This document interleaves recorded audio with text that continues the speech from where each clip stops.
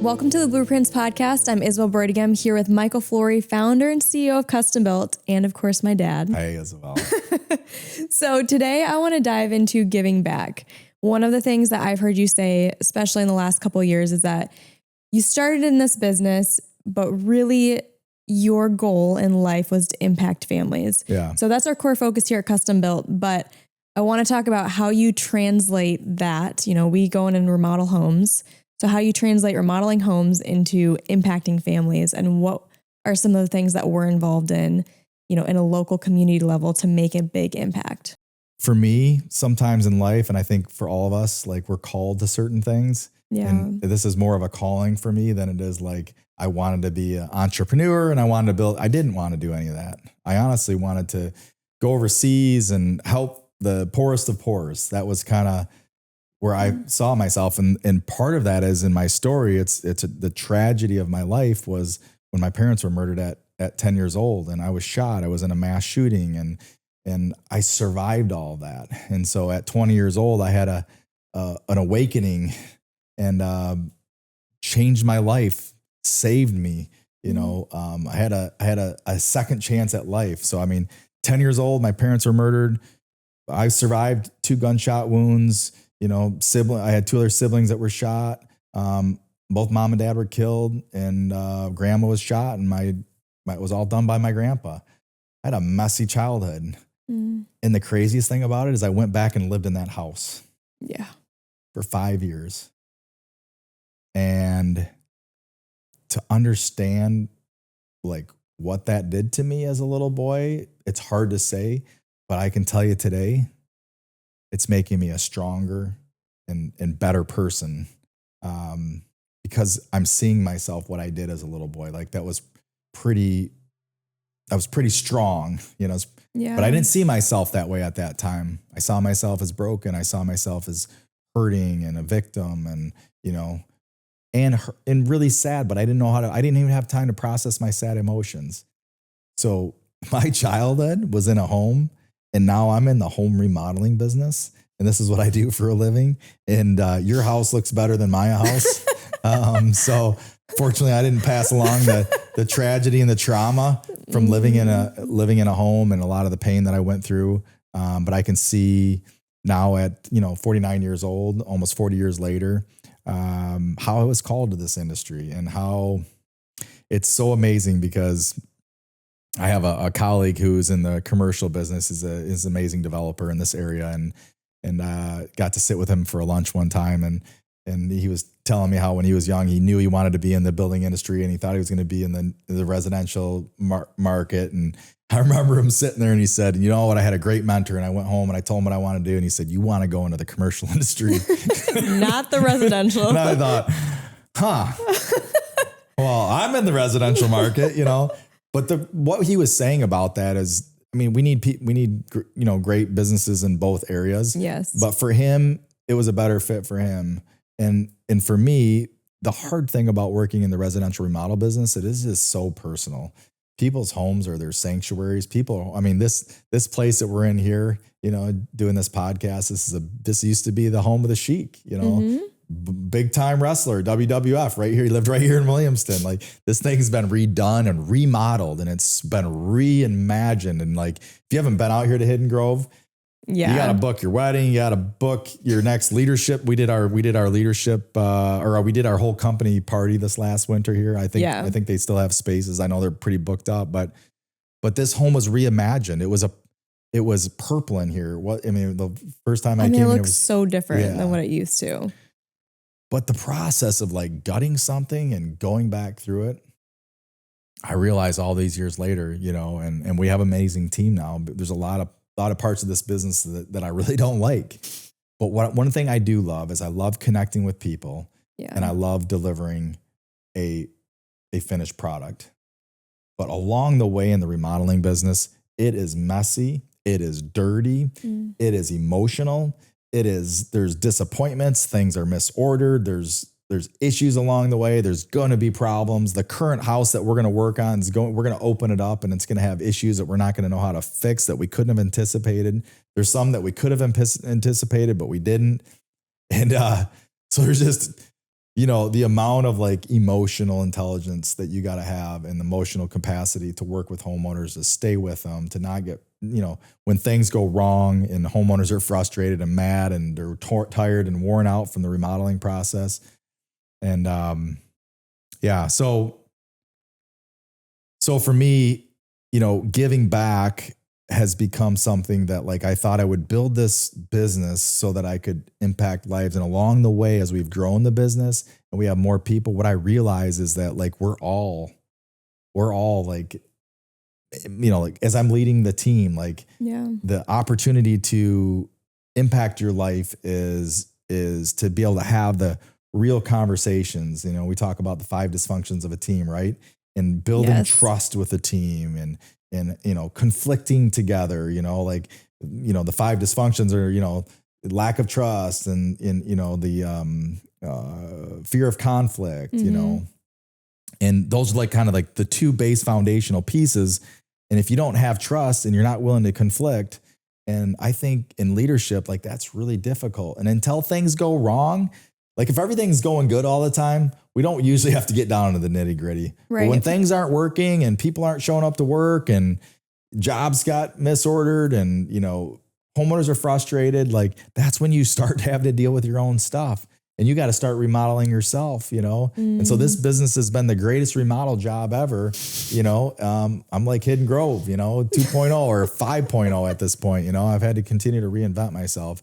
Because as the business grows, we have to grow. And so the remodeling business has been for me. It's been the most amazing business that I could ever be a part of. And I think the home building industry is the coolest, most amazing industry because we are remodeling people's homes. And when we remodel people's homes, like I was sitting out on our deck last night, sitting in front of the fire table with the 2 youngest kids that still live at home and my wife, and we were just talking and just having conversation on our deck that we built. That moment, that conversation will last forever. Or when I got up this morning and I walked down the hallway and noticed that my daughter's light was on, but had just remembered that she moved out yesterday, my 20-year-old Shiloh, And as I went to that light switch, this is all part of the emotion of a home. I went to that light switch, the light was left on. The light was left on. You make me tear up. And she wasn't even in the home. Mm-hmm. But if you've had a kid and you've raised a kid and you sent your kid off, and when your kids were little, and some of the things that I've put emphasis on, like, just sometimes the demands and you want everything to be right and you want the house to be perfect, and all of that stuff can get in the way of like just love and relationship. And so as I looked in her room this morning and her bed's still in there and her dresser's still in there and the light was on, and I turned the switch off for the last time for my daughter Shiloh. And the things that happen in homes, the beauty of the home, it really is a space where we get to learn and grow and transform. And so I think the remodeling business is one of those businesses that harnessed and belief, like when we go in and make a space, that bedroom has been a space, and Shiloh did a lot of the remodeling in her space. I mean, it's just she repainted one of the most beautiful rooms in the house. And Yeah, it's just gorgeous. And now she's actually at my house. Yeah. So I'm tearing up over here listening to you, and she's in my house now. So but turning that light switch off this morning, I was just reminded of like, sometimes as parents, we get mad the doors are left open. We have a dog that opens the door and leaves the door open all the time. And kids that leave, it was like, well, the dog must have left it open, Turn the light on. But some of the things that frustrate us as parents along the way, you just realize in the scheme of life, and remodeling is very similar to that. In this whole business. And so because of this business, on top of that, we've been able to get involved. I just want people to see the impact. Like Ellie's Place is something that we've gotten involved in. If you haven't heard of Ellie's Place, it's an amazing organization that serves children. And our mission is really that no child would grieve alone. And for me, it hits home. That hits home, and it's we have a building in Lansing. We also go into the schools at Ellie's Place, and I've I'm proud to serve on the community board there. Amazing organization. And we have people like you on the team and other people who give back. We're able to give back financially. We've been able to be sponsors, of their annual race, the 5K race, and other events that we've been able to sponsor. We got the event coming up here shortly with the fall reception. Yeah. They'll have a family there that will talk about the services they got and the transformation that they went through by being a part of that. And oh man, like how I wish the knowledge back in the early 90s or the late 80s, we didn't have the knowledge of grieving and understand grieving the way we do, and the education and the people that are trained to help these kids process their emotions, because stuck emotions, emotions that don't get resolved, those resurface back later in life. And so all these places basically helping children process through their grief emotions or sadness and learning how to process those emotions. Doesn't mean they won't get them in their life. All emotions are good. God made them all.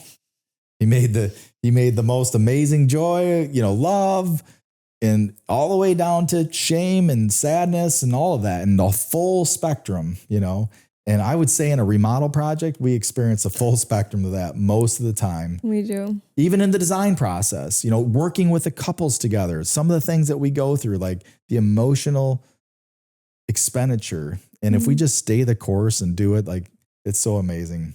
In our business at Custom Built here, we've really focused on how can we use what we're doing to impact more people. And it starts with our team. Like, I think you touched on that today. It's like, it's our team, it's our clients, it's going through the emotional process, but then it's also, giving financially and giving of our resources. And so there's so many ways as business owners and leaders that we can give back and we can impact lives. And it starts with taking a look at what do you do the best, and then how can you help people? Yeah. You think of Hospice of Lansing, and that was brought to our team by Brian. And I think of Building 21 and Jacob and Child and Family Charities and Jacob. And what other, organizations are we now supporting? Because our team, there's Twigs. That was Jacob too. He's our champion, networker. I mean, he's one of the people on our team that has really kind of followed my lead and how I got involved. That he served as the president of his BNI, and Jacob's really done a lot. We got to have Jacob on the podcast soon. So yeah, I think, for me, serving on those boards or being a part of Ellie's Place, or, really recently we brought an organization in and was able to support, it's called Kirsten's Ride, from up north Michigan. We did one of our clients is a part of that. She volunteers and serves, and they bring awareness to suicide and it's kind of like CPR, but CPR for suicide. And it's suicide prevention training. Yes. So if you have a emergency and you come across somebody that looks like they're down, and this day and age, when we've had, and in the high schools alone, we've had several, in the last couple of years. And so that's a big part of my story too, because I got to that place in my life at 20 years old, didn't want to live any longer with all the tragedy that I had been through and the pain that I had gone through as a little kid. Like so to be able to be a part of that and to bring that into our company and have people go through that training and have that awareness and really like be a part of a mission of ultimately just making our community a better place, And I don't have everything all figured out. I don't even know what I believe on, what I believe today is what I believe today, but what I believe tomorrow could be different than what I believe today. And that's one of the things Dan Sullivan's really helped me with. He's a great entrepreneurial leader. He's 80 years old. He's 81 probably now. He writes a book a quarter. The guy is an amazing leader. He got started pretty late with his business and his career in late 40s, early 50s. But it's about how old I am now is when he started his business. Now here is 80 years old. He's helped entrepreneurs all over the world. Yeah. And it's because he has a flexible mindset, and he's not rigid in how he believes, and he's right. And it's got to be done this way. Like, he's like, this is what I'm coaching you on. figure it out for yourself. Like, what do you think? And Dan changes his opinions on things, and it's just really refreshing. And so I think about our community and all these different organizations and how they provide so much value, and how all these places just raising the bar in our community, and child and family charities, and helping orphans, and, Building 21, working with youth, after school, and, raising up their belief. And, so being able to be an organization that makes houses better, like we're improving houses, we're improving people's, last night at my house, got to sit under the fire, and, that fireplace came from Heat and Sweep, and, Heat and Sweep's raising the bar in our community, and all these different things that play into the part of really impacting lives and bringing families together, and how all these organizations play a part in making our community better. And then just last is that, like, each of us plays a part in making our community better.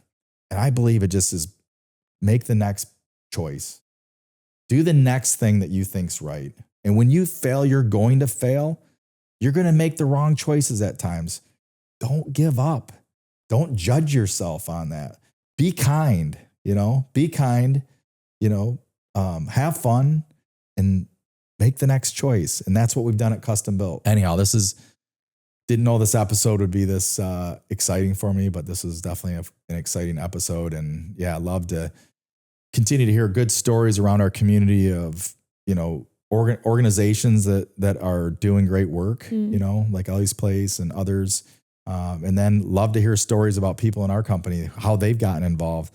And, when you serve, when you give, you get more back than you give. I want to just make that clear today. As an entrepreneur, I think business owners there can be certain judgments against business owners, but some of the business owners that I know are some of the most generous people that come to mind. And the people then that work for those organizations give back a ton. And then that's just what I want to be a part of, is just that generosity and helping our community raise the level of love and peace and joy in our community.